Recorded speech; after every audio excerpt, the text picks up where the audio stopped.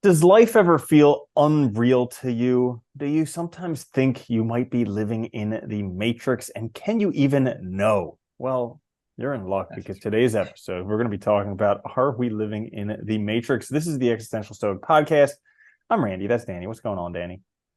what's up, Randy. Recently, sometimes I have been thinking, is life even real? Like, what the heck is going on? You ever have those thoughts? Yeah, all the time. It's weird too, because you know, we in we interpret our experience is interpreted, right? So it's like what we experience isn't even an accurate representation of what the world really is. A prime example of that is like you can't find your keys, you look at the table, there's no keys. You turn around, you look back at the table, there's your keys. Because I think I it was when I was getting back into photography, I was watching some stuff on it, and like I think it's 50 to 70% of our what we visually perceive is interpreted by our brain and filled in for Mhm. speed. So that's why when we can't see things that are clearly there, that's what's happening. Your brain's just filling it in. You're not even really seeing it. And so for photographers, they tell you like when you're starting out again, to like stop and force yourself to see what's in front of you. Like because otherwise, you'll take a picture and it won't look like what you thought it was because that wasn't really what you were seeing. So it's Mhm. like just that alone makes it really hard, to know. Because it's Mhm. like this is all interpreted that way. So it's yeah, that's Yeah, it. and I mean, I agree how it's basically we are just looking at our own nervous system, like how our own nervous system functions. Yeah. And my nervous system recently has just been saying, like, am I just in The Sims? Is that what's going on here? Is this just, did somebody just program this and I am some little sim that thinks that I'm a human? Yes, yeah, a mind trip. Well, there's a lot of people that have pointed out too that like, I don't know if you remember like Virtual Boy, like going back in the past, the old one that was like red lines. Mm-hmm. Terrible. Yeah. Yes. Well, if you look at video games, for instance, and virtual reality has progressed so far in such a short amount of time. And some people point to that as evidence that we could be in the Matrix, meaning that like, we really could have progressed way further than that, and this is just a simulation. And that that is kind of good evidence for it. There's also, I mean, the fact like how do we know if we were? That's the other difficulty. Yeah. Dude, I mean, I've seen articles about people using AI to create like Twitter accounts or other accounts that are making upwards of $10,000 a month just from like followers and stuff like that. And it's just like, well, if they can do that, how do I know that anything else is real or anyone else is real or who knows? Yeah, with AI now, dude, right? Like I was reading an article similar to that, which was an influencer on Instagram that a company created that's an AI. Hmm. It's totally not a person. It's making tons of money. And it's like, yeah, how do we know if we don't even know what's real with what we're interacting with? How do we know it's real generally? And I mean, if you Hmm. think about it, we do interact with the digital world all the time. People are on screens constantly. So it's like we're already so used to interacting with it that we don't even notice that it's not a person. Yeah. Am I being Truman showed? Is everybody else in on it except for me? Yeah. Yeah. Yeah. Too much would be a trip too. That takes a lot of people though and a lot of effort. Uh-huh. To trick one person where like the Matrix tricks everybody. Yeah. Well, it's funny. There was a thought experiment. It's called, I think it was no, Robert Nozick or whatever, but it was like the experience machine. And the idea was like, you know, imagine if you could get plugged into an experience machine and you could like basically program it to give you any kind of experience, a regular life, whatever. Like, or it could be like your wildest dreams. Like you could be a spy, you could be an adventurer, whatever. Like, and if there was no discernible difference between that and real life, what is the reason to choose one over the other? Mm. And this is the hard thing. Like, yeah, I mean, would you know, and what would you choose? Yeah, That reminds me of this Alan Watts thing that I once listened to about him saying how we're all gods. Because he's like, okay, imagine you're a god and you can do anything that you want and you live forever. So you would basically essentially do everything. And then after a time, you would run out of stuff to do and you would just kind of get bored. And so then you'd be like, well, maybe it would be interesting if I couldn't control everything and if I didn't know everything and yeah, if I didn't live forever. And it's like, boom, there we are, humans. yeah, exactly. Yeah. You know what's really funny about that? Did you ever look at like if you look at ancient texts, like the Bible is a good example actually. Hmm. But it's not just about a lot of ancient texts. You see, like people's ages are really weird.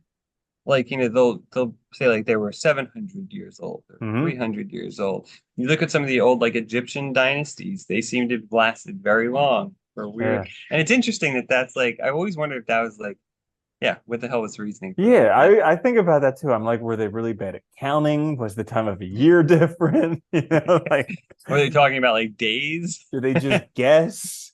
They're like, he looks really old. He's got to be like, I don't know, 700 something. He's got a big beard. That must be like 900 years old.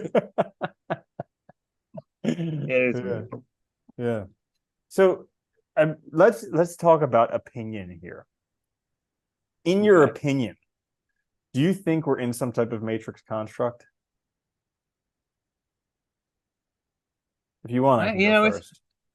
Yeah. yeah, go ahead. You go first. Sure. Okay. I think it's quite plausible, and it's interesting. So, I read uh, I read Elon Musk's biography, and I also read some books by Scott Adams, the creator of Dilbert. Both of them are strong proponents that we live in some type of simulation. Oh, I know And Elon Musk is definitely a huge proponent of that. Yeah. yeah, and Scott Adams, his whole thing for it is like, if you don't believe it, I mean, take a look at Elon Musk and myself. We're both doing pretty well for ourselves, and we think we're living in a uh, in a simulation. In a So it's like, simulation. yeah. So I think there's a pretty strong it's plausible because what you were mentioning earlier, where like things have come along so far. Like for instance, just messing around with images on ChatGPT. Like how insane is that that it can just create this image out of practically nothing that looks Yeah. pretty darn realistic and like I Well, don't what about like look, like video games, now with the new know. graphics cards, they increase frame rate by artificially generating frames using AI. I mean, rapidly to generate frames to add in to make it faster frame rate. Like that's incredible when you think about it. And it's done seamlessly, Or like, I mean, much of what we interact with digitally uses some mechanism to artificially improve things. Like cameras do that, digital cameras do that, right? Where when they use algorithms that artificially improve image quality or decide which pixels should be what, represent, colors and stuff. And so Mhm. yeah, I mean, there is a technology we've progressed so fast that like it wouldn't surprise me that we could end up there at some point. And so if we could end up there at some point, we could also be there now. Right? So it Mhm. is plausible. Yeah, Mhm. very plausible.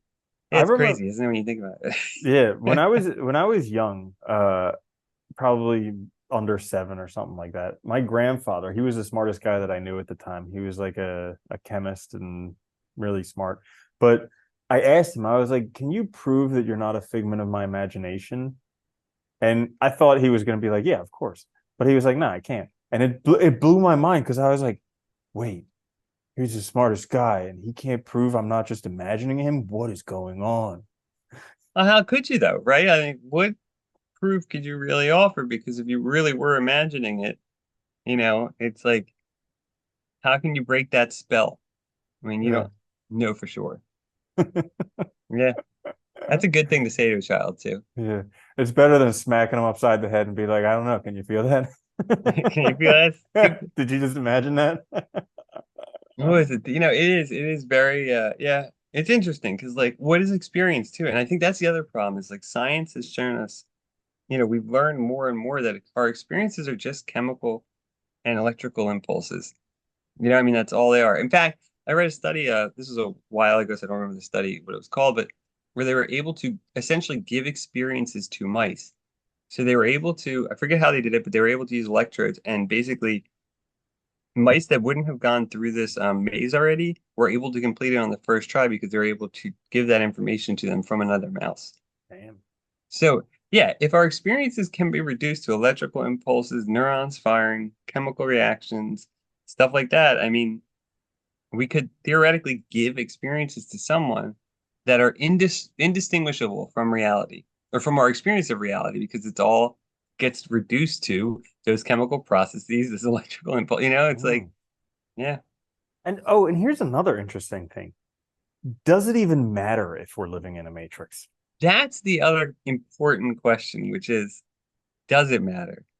like if you watch The Matrix, this is one thing I always found funny. If you watch The Matrix and you look at the real world that he sees, pull that, it's like, why would you want to leave The Matrix? Right? Yeah, I know. There was the dude who was made out to be an evil guy who he's like, whatever it is, just get me a steak. I'll rat on Neo. Yeah, Just get me a steak and a cigar, or I don't know, whatever it was. And it's whatever it like, was. yeah, Yeah. why would you want to leave that? Do you want to go live underground and whatever? Like, Yeah. uh, but that's a Hmm. question. Like, if there's no discernible difference, one, can you know? And two, what is the reason to value one over the other? And I think this gets to the fundamental question of like experience. Like a lot of us, I think, have this impulse to say that, like, well, no, the real thing has to be more valuable simply because it's real. But there's no reason that that has to be the case. That's an assumption we make because of a preference for, what we think to be like truth, knowing what we're doing, free will, all that crap. But like the reality is like there's no, if you didn't know, there'd be no way to know anyway. And then therefore the values equal or equivalent. Yeah. And sometimes I wonder if this whole like living in a matrix thing is kind of similar to what a lot of like the Eastern thinkers talk about, how we're like living in a dream, how we just spend so much time lost in thought, like thinking about the future and the past, that we're Yeah. completely missed out on the present. And could You gotta that move that. Yeah, you're in the veil, right? The Mhm. veil of it, the veil of over your eyes, basically clouding it. And then, for like the Buddhist, nirvana is just removing that veil. It's seeing reality for what it is, right? Yeah. Mhm. Hmm. Yeah, Yeah. that's true too. If you think of it that way, I think that's a good point. Like we're, in some sense it is Matrix-like because we're not even present. We're not even in the present. How often has that happened to you? That has to be so much, dude, where like, you know, you snap back to reality after being in the future or past for a moment, and like it is weird. There's a weird jarring moment of like, oh God, like I wasn't even paying attention to what I was doing, like at Hmm. all. Or dude, just what do Yeah. they call that? The road hypnosis or whatever it's called, where you're just Oh, you drive home for like 2 hours, and then you get yeah. home and you're like, whoa, where the heck was How did I I? get here? Yeah. Yeah, they call it, what is that? It's like yeah, Highway being hypnosis. hypnotized. Maybe Yeah, that's highway it. hypnosis. Yeah. It sounds like that, yeah. I've had that happen a lot, dude, especially when I used to commute a lot. I would get in the car, and next thing I know, I'd be pulling into the parking lot. I'd be like, I don't remember the trip at all. Like, Hmm. which is crazy, but yeah, you just Hmm. space out.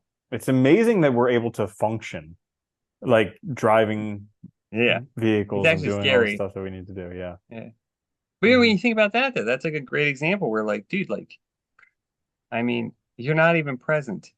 You're matrixing yourself out of that ride, basically. Like, Yeah. yeah. It's kind of like, I mean, they talk about how there's the subconscious and the conscious, and it's like it's really incredible that there's all this stuff that we can basically just do on autopilot. And then Yeah. I sometimes wonder what it's like for animals and stuff that aren't conscious. I mean, who can even tell? Because for the longest time, we just like brutally inflicted pain on other humans because we're like, I can't feel that they feel it, so Yeah. they must not feel it. But And it's then we like, did the same thing to animals because we were like, they're like little robots. I They're know, right? machines. They don't They're count. subhuman, yeah. And so like it's just I sometimes think about that, like what it must be like to just on an instinctual level, like reflexes, whatever, as opposed to consciously doing stuff. I don't know. Like being in the moment at all times. Yeah. Yeah, Could be nice. it could be. Yeah, you'd probably get Oh, over stuff a lot quicker. yeah. It might suck Yeah. You more in the probably moment, but you probably get over it a lot quicker. let things go. Yeah. Yeah. Yeah, it is funny. It's like, we are interesting creatures. Consciousness is funny because it is funny how we like all like we say we want to know the truth. We want to know what's really happening. But yet at the same time, if you look at how most of us act, we don't because we're constantly lying to ourselves. We're constantly pretending things are the case. We're constantly denying stuff. Like there's nothing in our actions that suggests that's what we really want or that we should value that more than anything else. Hmm. Yeah. Okay, so if we were to develop a experiment to see if we were in the Matrix, yeah, I I have don't. no idea how you would do that. Yeah, I think like what you said, it doesn't even matter because, like, even if we are or if we aren't, our experience here is still going to end eventually. Yeah. And so what can you do other than just try and enjoy it? Yeah. I mean, what can you do except live your best life, you know? Well, it's funny. It's kind of like, this will maybe be a little weird, but like, you know, we don't control where we're born, when we're born, to whom we're born, none of that, right? And for the first few years of our lives, we're not even conscious, really. So it's like we just come into existence consciously, you know, in a place, in a time, in certain circumstances that we have no control over. That's like really, that in and of itself is no different than just being in a matrix, kind of, in a sense, right? Where like it doesn't matter. Hmm. At the Yeah, end of the day, I argue with all you agreed. want. Agreed. And also I find it really interesting how for a long time people thought that you just reincarnate. You just keep on going over and over and over again. And then all of a sudden now people think, "Oh, this is it. You just have one time and that's it. You gotta, Yeah. you know, Well, we YOLO." did because we don't know. And you know what's funny? Like with science, like they're like, well, science shows this and that. It's like, well, but science is constantly not knowing things. And the more we learn, the more we realize we don't know. And the more mystery there is, and the more questions there are. So it's like there's so much room for stuff that we just don't know about, you know? I Hmm. mean, look how crazy the universe is. There's so much stuff we don't understand about the universe. And like even the James Webb Telescope, like, yes, it's given us some new insights into stuff. It just, but like, we don't know that much about how things work. We don't know how reality works that well. We only have a basic idea. Hmm. Yeah, and I mean it's kind of naive to think that science proves stuff because really science can only disprove stuff. It's all a Yeah. theory, and then you can disprove a theory, but you can't prove 100% of the time that it's true because it might not. You might not have just tested whatever variable would disprove it. Yeah. And you constantly are building on what was there, right? So, like, I mean, we've already seen, like, look in the past, like Newtonian physics, Einstein, those were huge shifts, right? That totally, totally, like, took us away from one way of doing things to a different way. So yeah, it's all interpretation, too. That's the And crazy part. and science is done by humans who are inherently uh corrupt. Problematic. Corrupt. Yeah. Like I got such a kick out of it when like some super large number of scientific papers were all invalid just because the people wanted to be published and they'd done all this work Yeah. and they wanted to make it, so they basically But you know created what the problem whatever is with that results. too? Like people are like, how can that happen in science? It's like, well, when you tell people that they have to publish in order to get anything else, guess what? Hmm.